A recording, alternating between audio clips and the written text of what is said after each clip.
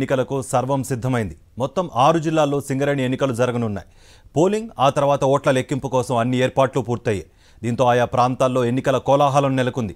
రేపు ఉదయం 7 గంటల నుంచి సాయంత్రం 5 గంటల వరకు పోలింగ్ జరగనుంది. ఈ ఎన్నికలను కార్మిక సంఘాలు ప్రతిష్టాత్మకంగా తీసుకున్నాయి. మొత్తం ఓట్లలో సగానికి పైగా ఓట్లు వచ్చిన సంఘానికి అధికార గుర్తింపు సంఘంగా ప్రకటించనున్నారు అధికారులు.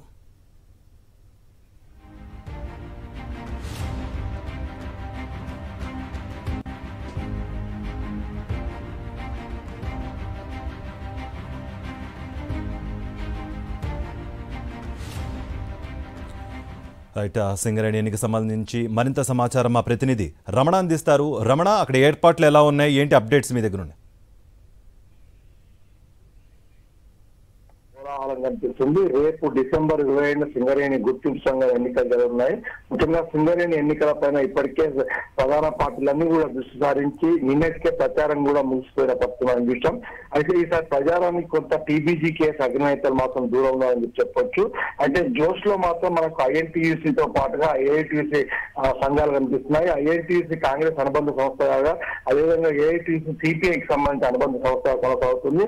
సింగరేణి వ్యాప్తంగా చూస్తే 11 ఏరియాల్లో 39,773 మంది ఓటర్లు ఈసారి తమ ఓటు హక్కును వినియోగించుకోబోతున్నారు. ముఖ్యంగా వివిధ ప్రాంతాల్లో కలిపి 84 పోలింగ్ కేంద్రాలను కూడా ఏర్పాటు చేశారు. రామగుండం 1, 2, 3 రీజన్లోనే మొత్తం 11,973 మంది ఓటర్లు తమ ఓటు హక్కును వినియోగించుకోబోతున్నారు. మొత్తం 23 పోలింగ్ కేంద్రాలను కూడా రామగుండంలో ఏర్పాటు చేసిన పరిస్థితి. అయితే రేపు పోలింగ్ తర్వాత సాయంత్రం ఓట్ల లెక్కింపు కూడా రంగం సిద్ధమైంది.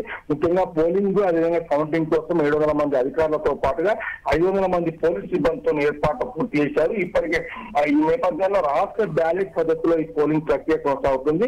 ముఖ్యంగా సాయంత్రం 7 గంటల నుంచి ప్రారంభంగా ఉన్న ఈ కౌంటింగ్ లో ఏరియాల వారీగా ఓట్ల లెక్కింపు ఉంటుంది. ఆ తర్వాత ఏరియాల వారీగా విజేతలను ప్రకటిస్తారు.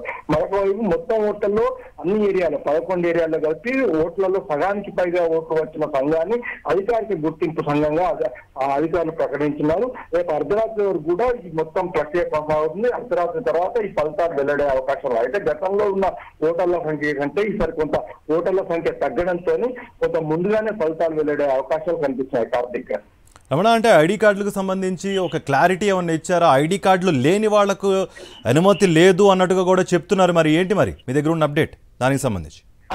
అంటే ఖచ్చితంగా అంటే ఎవరైతే ఇప్పుడు కార్మికులు కానీ ఉద్యోగులు కానీ ఇందులో ఓటు హక్కు వినియోగించుకునే వాళ్ళు ఖచ్చితంగా వాళ్ళ ఐడి కార్డుతో మాత్రమే రావాలి. ఐడి కార్డు లేకపోతే మాత్రం ఖచ్చితంగా పోలింగ్ కు అనుమతి ఇవ్వమని చెప్పేసి కూడా చెప్తున్నారు.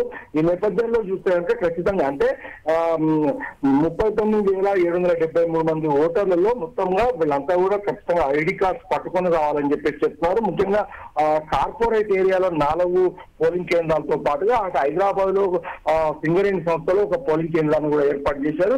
మొత్తంగా ఈ వ్యవహారంలో ఖచ్చితంగా స్ట్రిక్ట్ గా ఈ నిబంధనలు అయితే మనకు కనిపిస్తున్నాయి. Karthik, right Ramana, thank you for the update.